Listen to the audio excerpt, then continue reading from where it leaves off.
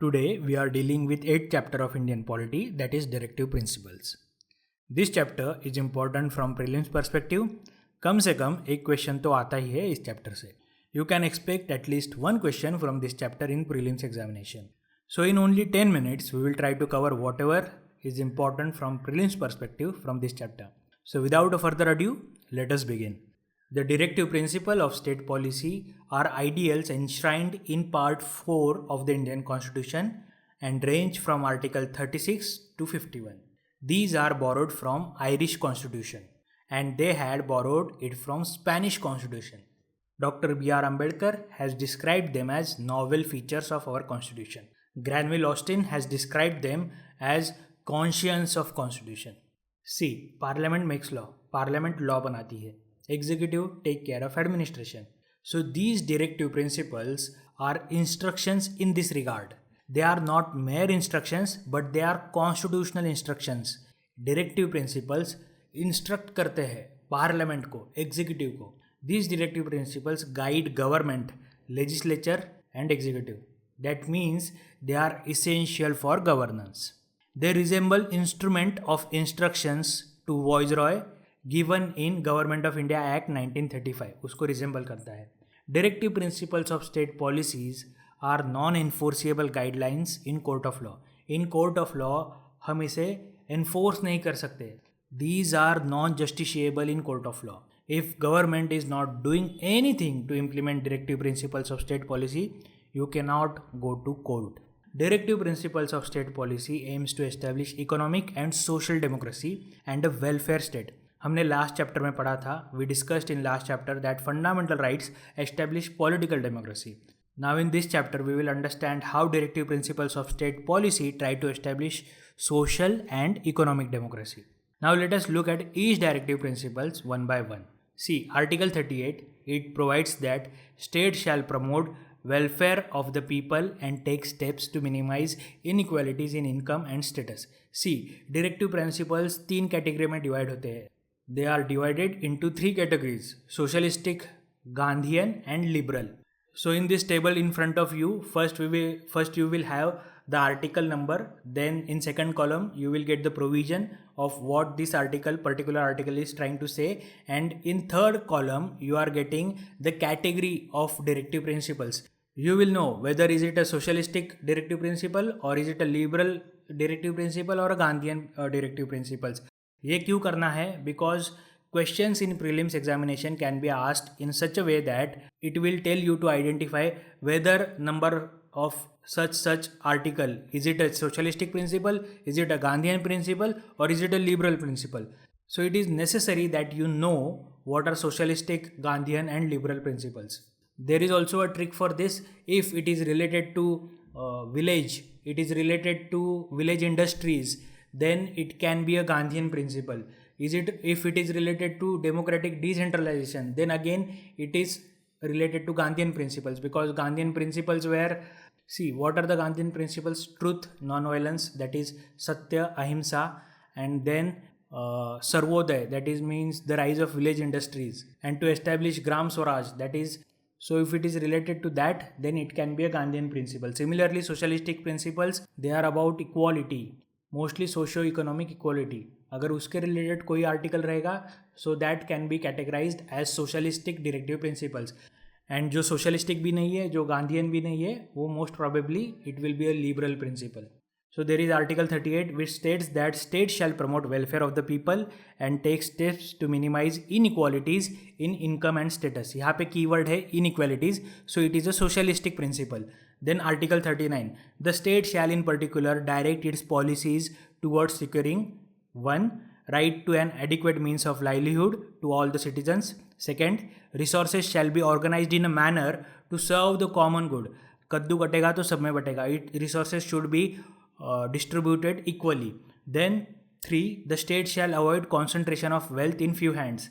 4th, equal pay for equal work for both men and women. 5. The protection of strength and the health of the workers. And 6th, childhood and youth shall not be exploited. देखो यहाँ पे keyword है equality, equal pay for equal work, and then resources should be distributed to all equally. So it is also a socialistic principle. Article 39 is socialistic principle. Then Article 40, the state shall take steps to organize village panchayats as units of self government. तो यहाँ पे keyword है self government and village panchayat. So as I said, if it is related to villages, most probably it will be a Gandhian principle. So in that sense, Article 40 is a Gandhian principle. Now let us move to Article 41. Article 41 says that state shall ensure the right to work, education and public assistance in cases of unemployment, old age, sickness and disability. यहाँ पे keyword क्या है? Right to work, education and public assistance. Now these are socio-economic rights. That is, right to work is a socio-economic right and it establishes social and economic democracy. So it is a socialistic principle. Next is Article 42. State shall secure human work conditions and maternity relief. Again, if it is related to worker and labor reforms, then it is related to socialistic principle. So Article 42 is a socialistic principle. Then Article 43 talks about state shall endure to secure all workers a living wage and decent standard of life. Again, it is related to worker, then it is a socio-economic right, then it is a socialistic directive principle. Now let us move to Article 43. State shall endure to promote cottage industries on an individual or cooperative basis in rural areas. देखो यहाँ पे keyword है rural areas, यानी again a village industries. We are talking about cottage industries, so these are related to villages. So this Article 43 is Gandhian directive principle. Now let us move to Article 44. Article 44 talks about Uniform Civil Code. Now Uniform Civil Code is neither a Gandhian principle because it is not only related to villages and nor it is a socialistic principle. So it is a liberal principle. Article 45. Early childhood care and education for all children until they complete the age of 6 years. So it is again a liberal principle. Article 46. It states that state shall promote educational and economic interest of weaker section, especially SCs, STs and others, and protect them from exploitation. देखो लक्ष्मीकांत में ये article को Gandhian principal में कहा है, so it is a Gandhian principle. Article 47.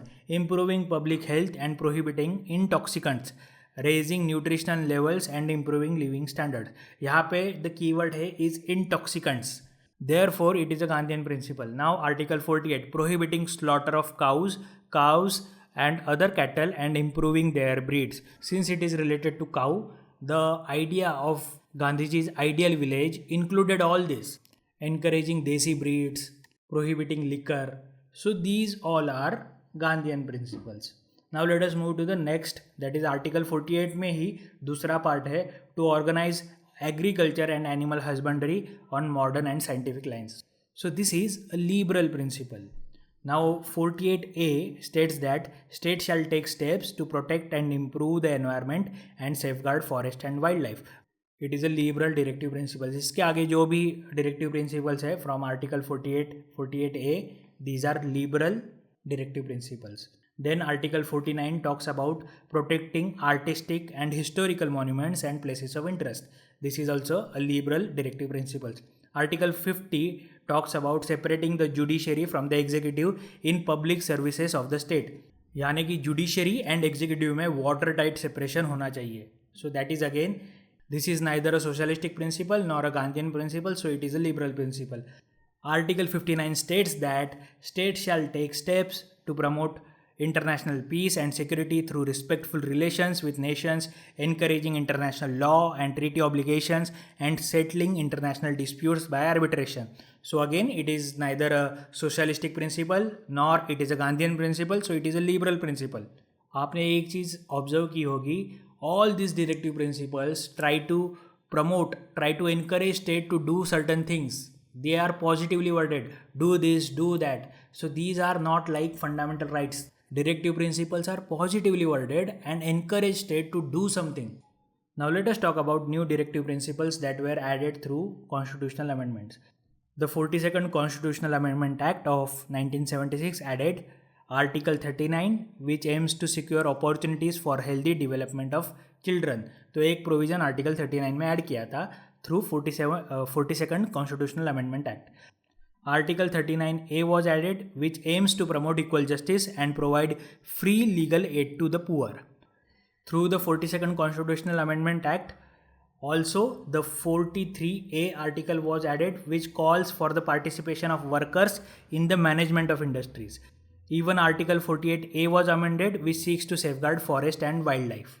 So this amendment took place in the era of Indira Gandhi. Indira Gandhi was environmentalist, and you can relate to that. That is why Article 48A was added, which seeks to safeguard forest and wildlife.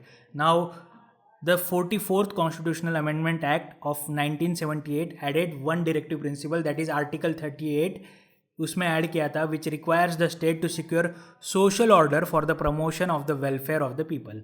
Now, 86th Constitutional Amendment Act of 2002, it is related to education. It added Article 21A, right to education, which also changed the subject matter of Article 45 of Directive Principles, making elementary education a fundamental right.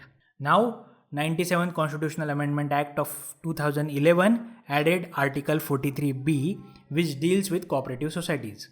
Now, let us discuss directives outside Part 4. Article 335, Part 16, which requires that the claims of members of SCs and STs, that is Scheduled Caste and Scheduled Tribes, be taken into consideration without compromising the efficiency of administration in public employment. Article 350A, which is in Part 17, mandates the provision of instruction in mother tongue at the primary educational level. Article 351, again in Part 17, aims to promote the development of Hindi language. Now let us discuss the difference between fundamental rights and directive principles of state policy. You can refer this table for quick revision. See, fundamental rights are a set of legal and constitutional rights that protect individual liberties and freedoms. They are enforceable by court of law and ensure that the state does not violate citizens' rights. That means they are justiciable, they have legal sanction. On the other hand, directive principles of state policy are non-enforceable guidelines that provide constitutional instructions to the state to create more just and equitable society. Directive principles of state policy aim to promote social and economic welfare for all citizens and establish a welfare state, whereas the fundamental rights establish more of a political democracy and are individualistic in nature. See, both fundamental rights and directive principles work together to promote democracy, equality, justice in India. But Constitution ने ये decision लिया होगा not to make directive principles of state policy enforceable through court of law because resources at the time of independence might not have allowed government to implement them, and नई democracy को burden करना constitution ने ठीक नहीं समझा होगा. That is why directive principles are not enforceable, non justiciable in court of law. See, directive principles enforceable नहीं है, इसका मतलब ये नहीं कि वो कुछ काम के नहीं है. जैसे कि मैंने कहा था पहले, directive principles guide legislature and they guide executive, they provide direction, and only with the help of directive principles parliament ने कई सारे लॉ बनाए हैं. उसके बारे में हम लोग आगे पढ़ेंगे. So let us understand implementation of DPSPs. The implementation of directive principles of state policy in India has led to the passing of various acts and amendments in areas such as land reforms, Panchayati Raj system, cottage industries, education, rural area development, health, environment, and heritage preservation. Now there are many acts and amendments in this regard. It is more of a factual data. Just glance through Lakshmikant. It is not that important from prelims perspective, but it will help you to get the complete picture. So this is it from this video. I hope this video helps you in revision. और आपके prelims के regarding जो भी doubt है वो इस video में clear हो चुके होंगे. If you have any further doubt please comment below in comment section. I will try to resolve your query there and there only. अगर आपको जनरल स्टडीज़ के पॉलिटी, इकोनॉमी, हिस्ट्री, जोग्राफी, किसी भी subject के, even ethics, अगर आपको revision notes चाहिए in mind map format, in chart format और in hand written format, you can visit our website indiashastra.com, जहाँ पे आपको ये नोट्स मिल सकते हैं. So thank you for watching. Have a good day.